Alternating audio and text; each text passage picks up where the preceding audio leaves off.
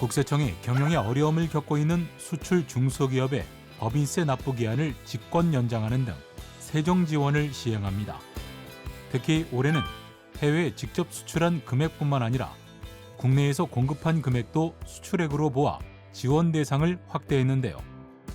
경영에 어려움을 겪고 있는 수출 중소기업을 위한 세정 지원 안내 지금 시작합니다.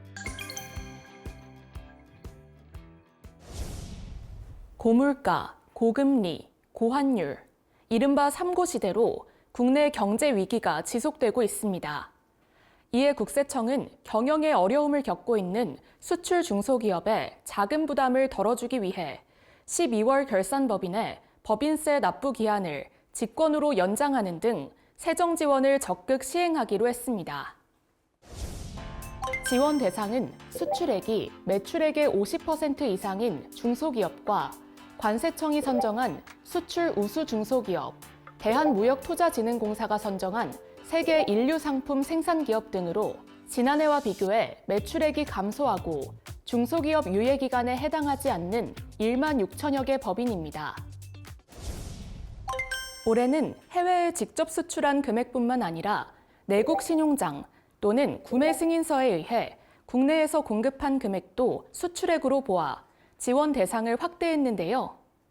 또한 국세청은 제주항공 여객기 사고 피해자와 특별 재난지역 소재 중소기업에도 수출 중소기업과 동일한 수준으로 세정 지원을 시행할 방침입니다.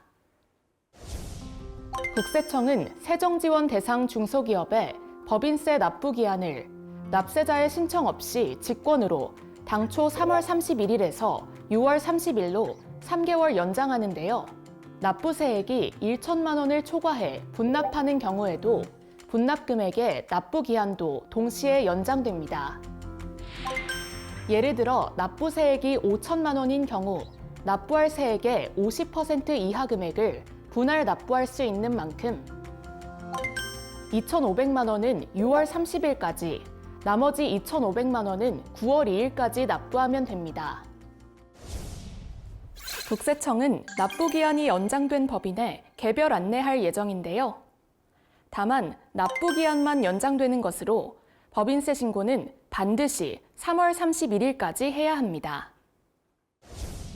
국세청은 연장된 납부기한에 추가 연장을 신청하는 경우에도 적극적으로 검토하고 최대 1억 원까지 납세 담보 제공을 면제할 방침인데요.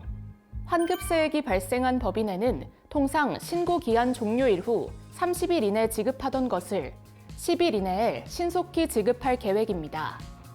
아울러 R&D 세액공제 사전심사와 경정 청구 시 우선 처리하는 것은 물론 법인세 신고 내용 확인 대상에서도 명백한 탈루 혐의가 있는 경우가 아니면 원칙적으로 제외해 수출 등 경영에 전념할 수 있도록 적극 지원할 예정입니다.